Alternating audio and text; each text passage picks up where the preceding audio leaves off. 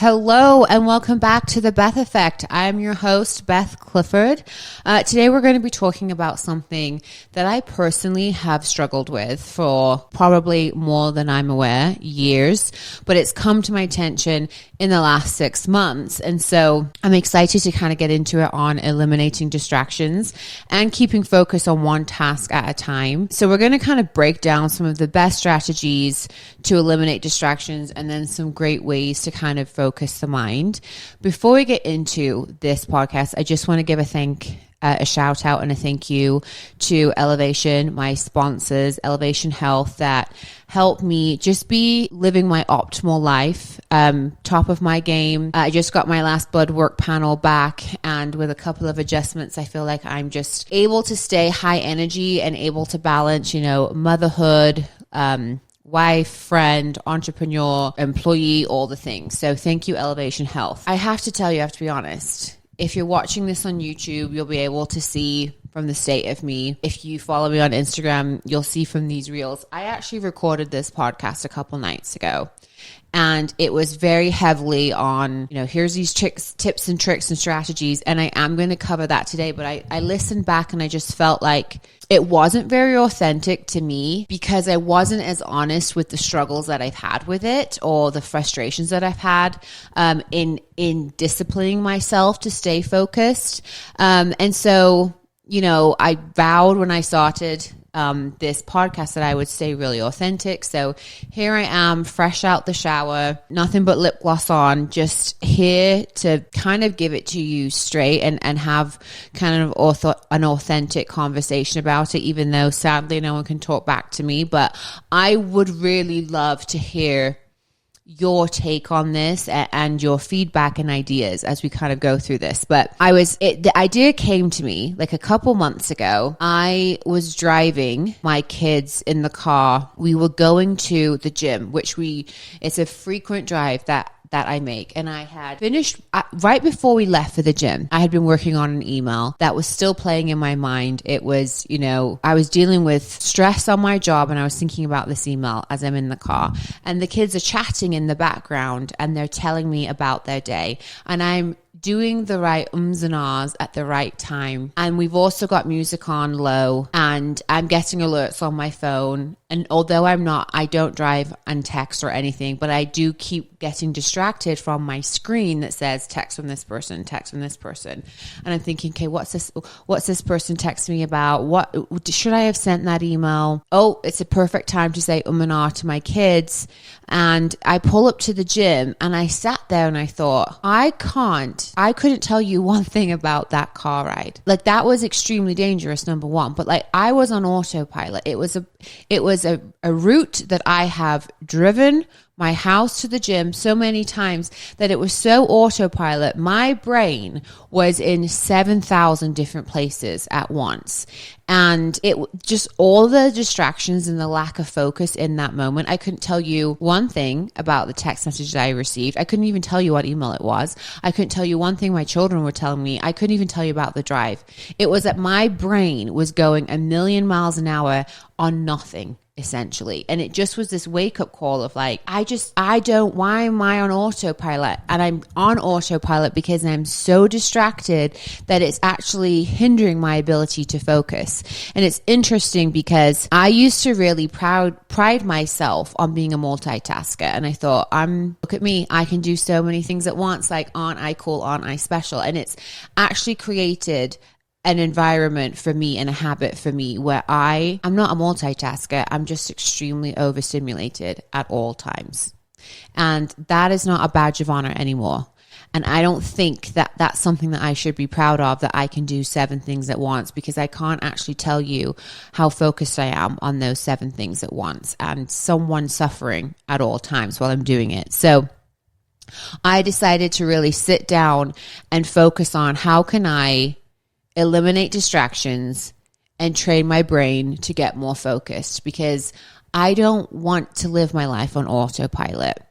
I know driving to the gym on autopilot may not seem like the biggest thing, but if I sit, and I did, and take inventory of my life and some of the decisions I make, how many other things am I doing on autopilot? figuratively and literally in life. How many decisions are made because it's just go with the flow and I'm too distracted on 7 other things to even realize I'm making that decision.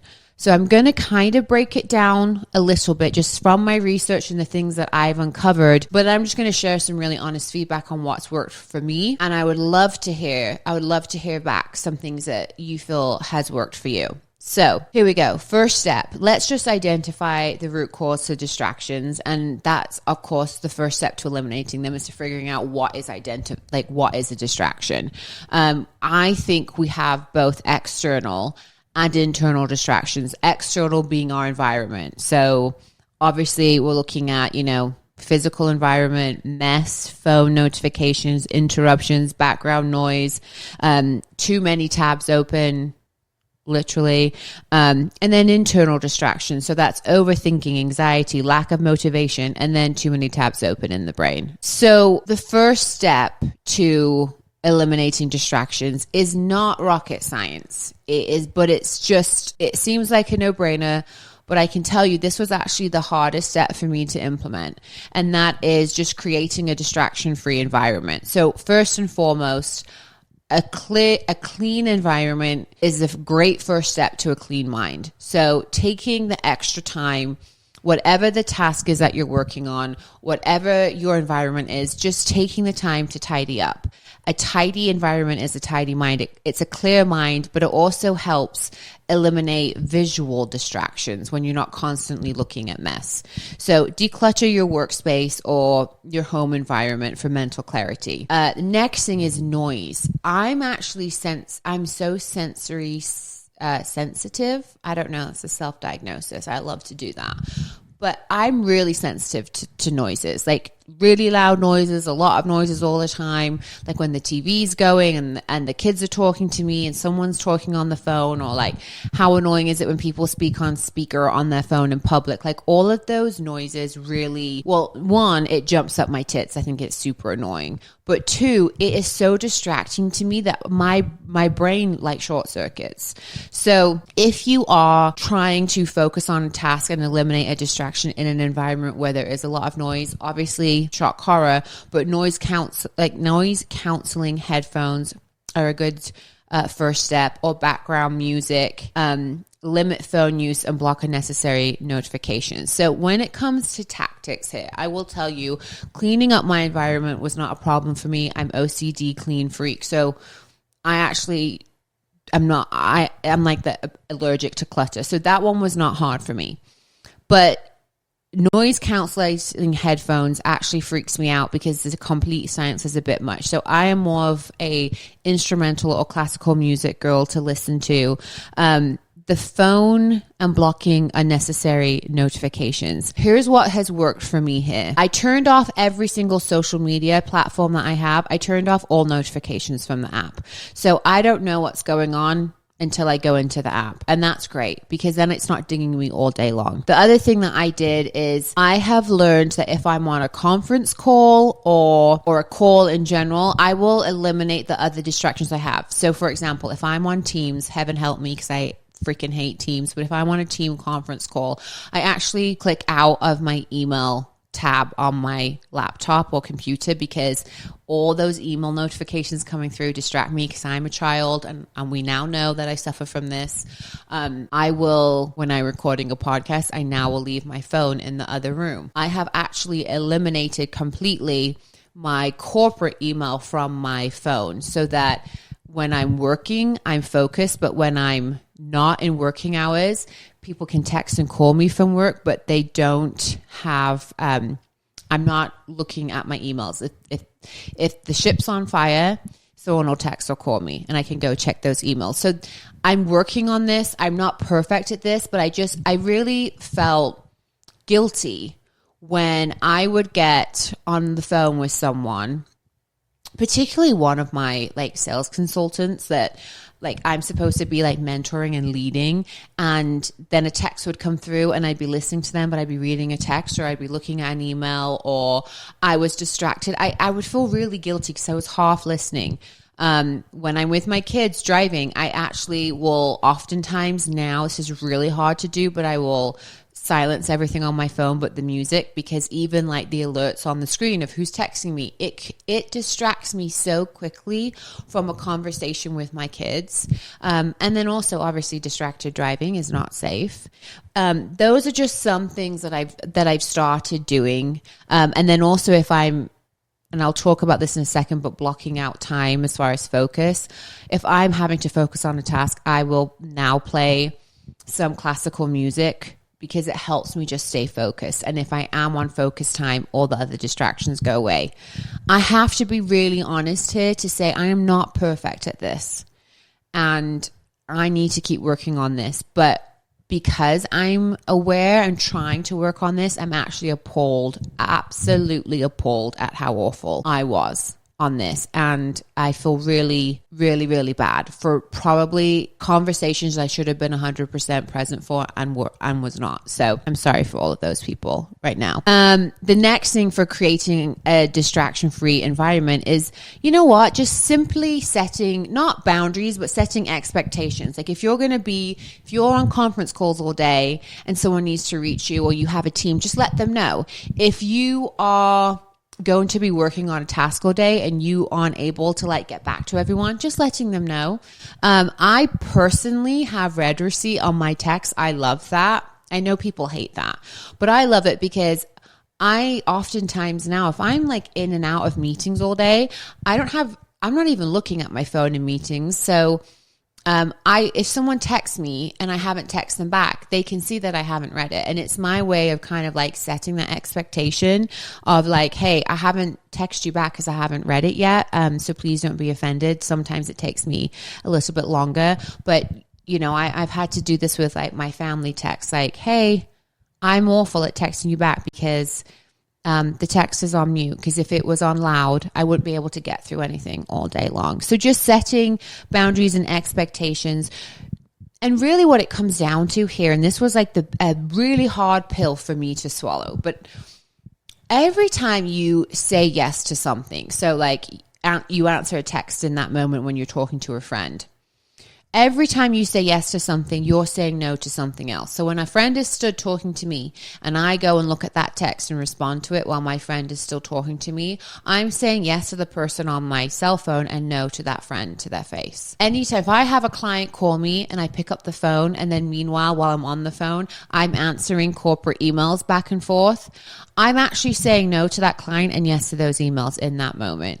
And so we have to understand that when we allow ourselves to be distracted, we're saying no to whoever is in front of us or whoever is asking us of our time. And sometimes we're saying no to ourselves. Like if we're like, I'm going to take the next hour to go to the gym and just really check out, but then you keep picking up the phone while you're there, you're saying no to you and your time. So, but yeah, there we go. There's that. Again, I'm not lecturing because let me tell you, I'm really working on this. And the more that I've looked into this, the worse I've felt for probably all of the people that have been telling me something and I've looked down at my phone while they're talking to me. I just would like to make a public apology at this point. So, okay, once we've kind of eliminated distractions, how do we now get our brain to focus on the task we want it to do? Because ultimately, this is what we're missing out on, right? It's the importance of kind of training the brain like we would train muscles at the gym. We want to train the brain that after we've eliminated distractions, that we now can focus and stay focused on one thing at a time, which for me, it's shocking how hard this is for me. So I'm going to tell you the technique that has worked the best for me is like literally like blocking out my calendar into time chunks. So here's when I'm working on this. Like I know that here's scheduled phone calls I have throughout the day or meetings. So then at this time, I'm going to go work out. And while I'm working out, either I'm going to listen to the book on tape or this or that. Drive time when I'm by myself, call people back. No problem. I'm in the car by myself. But I literally will block out, like if there's a big project I need to work on, I will block it out in my calendar so that other people will see that I'm busy. But then to me, that's focus time. And it's not, oh, I'll get to this when I have a free moment, because that is just laughable. I don't have a free moment. I do not have a free moment. And if I do, like something fills my time very quickly. So that has worked the best for me. I've tried a couple of other techniques, but I will say like just blocking out time and then staying loyal to that time. And you know what? The thing that I have learned about this, which is quite funny, is that like, remember when we were young, or maybe if you're listening, you're much younger than I am. But when I was little, we had home phones. And so I didn't know who tried to get a hold of me. Most of the time, no one. Until I got home and I listened to see if there was a voicemail. Someone left me a voicemail, like my friend left me a voicemail or my crush left me a voicemail. I wouldn't know. I wasn't reachable. No one could reach me all the time. And I think that as technology has evolved and there's so many ways to be dinged, we're now tracking how we sleep and breathe on our Oura rings, our Apple watches, like our phones. Like there's, you can even put air tags on in kids' shoes these days. I mean, like we are expected to always be available to everyone. And I think we've put that expectation on ourselves.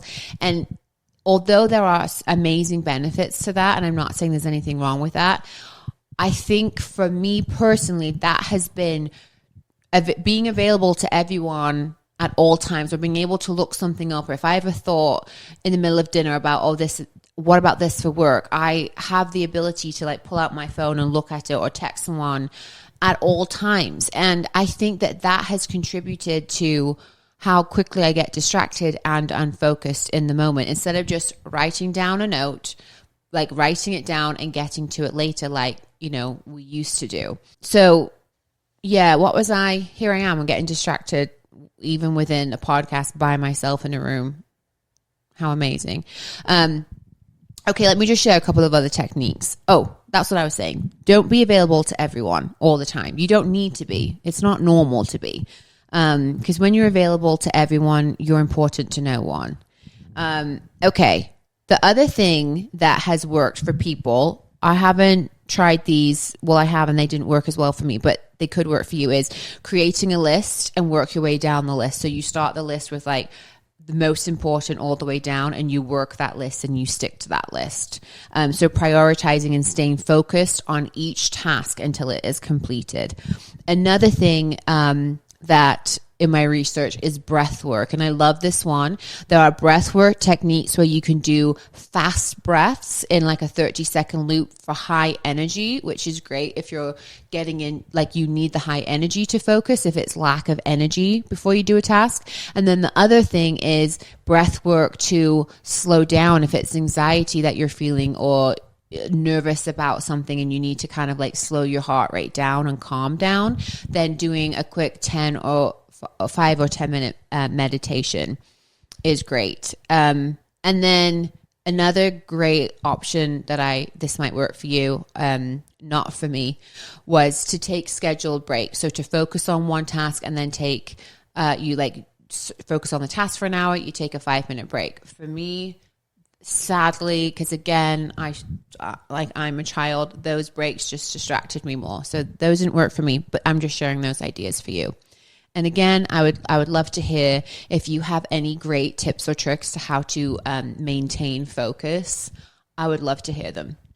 Okay. And then lastly, as we wrap this up, is just how can we develop long-term habits to increase our ability to focus, like maintain focus for a long period of time? Well, number one is maintain a healthy lifestyle. So sleep. Obviously, you guys all know I'm a huge advocate for sleep. There's nothing I love more than my bed. There's no place on the planet I like to be more than my bed. And if you are tired, it is really hard to focus. If you are tired, you're very easily distracted. So getting good, proper sleep, getting good exercise and nutrition, I wish there were bigger secrets to like how our lives could be better, but like those 3 things really do solve so many problems. And it was like the very top thing on the list as far as like what contributes to developing long-term like habits for focus was sleep, exercise, nutrition. We cannot escape it. And then the obviously establishing self-discipline and building consistent routines. Create routines for yourself. Like pick something that works. So for me is the time blocking, and that has now become a routine. As soon as I wake up in the morning, I sit there and look at my day and time block it out every single day. It's now a routine. I like to do it in the morning. I like to get myself a coffee before the day starts and block out everything that I need to do. And the more that I stick to that, I actually have more energy. And I do feel like I get so much more accomplished in the day. And that it's the days that I forget to do it, I'm frustrated with myself. So that's a nice habit that I'm trying to really solidify into my psyche.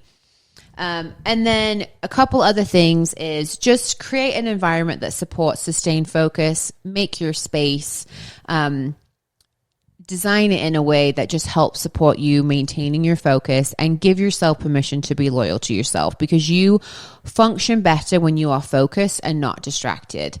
And even just pay attention to what those when are you most distracted, and is there a way to eliminate them? No, there is not a way for me to eliminate my kids. I get very distracted around them, but I had to kind of reevaluate what's distracting me. Time with my kids, that's not a distraction, that's a luxury. So it's the other things that are distracting me, not the kids. And I had to like kind of help rewire what I was thinking. So in summary, just to like give my 2 cents on this after I've just, chin wagged your ears off for 22 minutes. But I just turned 37, and I was chatting. 2 months ago, I was chatting with one of my dear friends. She lost her father last year. She lost her father last year to cancer. And so obviously she's going through that grief, and she was just kind of talking to me and describing how she was feeling in life. And then she was like, well, how are you doing? And I was like, gosh, if I had to describe how I'm doing, I feel like I'm trapped in a box, and everywhere I turn, I'm being electrocuted. And that's the best way I could describe it in that moment. It was just like, like there's so many things going on, and everything is like sending a shockwave. And I just was so overstimulated, like over everything. It wasn't just one thing. It was everything.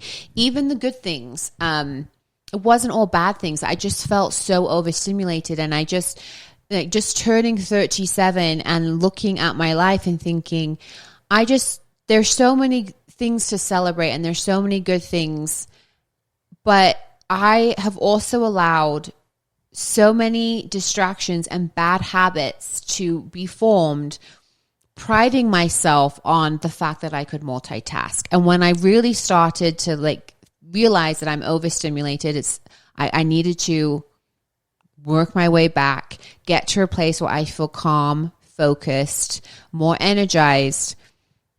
I just really had this aha moment of, I have been on autopilot in so many aspects of my life. Maybe for you guys, it might be your health. Like you've just been on autopilot and nothing shakes you up about it until you have a health scare or something. And then all of a sudden, you don't want to be on autopilot anymore. You want to be intentional. You want to be focused. You want to not be distracted. Maybe it's your sleep. Maybe it's a relationship where you feel like you've just been on autopilot. And then all of a sudden you're like, hold on, something happens. And you're like, I don't want what's easy and convenient to be the decision that makes the trajectory of my life. Maybe it's your career. Maybe you've just gone for the career path that was easy, that then they offered you the next promotion. It was convenient. You were on autopilot. And then you wake up one day and you're like, being on autopilot and being distracted or not focused and intentional, I didn't choose where I'm at. And I think probably listening to this, there's some aspect of your life that you can point to and say, I've allowed distractions and lack of focus to put me on autopilot, and I don't like the path that I'm on here. And I'm here to tell you that we can figuratively and literally eliminate distractions and get refocused so we can be more intentional on the small things in our life and on the big things in our life. And if I can do it, this electrocuted box who's just like here, there, and everywhere, just just overstimulated, you can do it. And it just takes time and intention and to create really good focus habits. And I'm not perfect at it. Even throughout this podcast, I've got this full document here with the list and all the details, and I still get distracted while I'm talking about it. It takes time, and just be patient with yourself. And just know you're not alone. Like, I think we all can do a lot better at eliminating a lot of meaningless distractions and become a lot more focused and intentional. And that's it. And I would love to hear from you all on some hacks or secrets or tidbits that you have that you like to use to avoid distractions in your life. So if you do have some, please comment on my social media, on this YouTube, on this podcast, wherever you're listening to it. I would love to hear and share. Thank you for listening to this episode of The Beth Effect. Don't forget to hit the like button, subscribe, and share the episode. And then follow at The Beth Clifford on Instagram and TikTok for more behind the scenes of my life. But yes, thank you for allowing me to be vulnerable with something that I'm really struggling with. And again, I'd love to hear any tidbits that you have. But that's it. That's it for this week. I'll be back next week. Have an ice cold Diet Coke for me, and I'll see you then.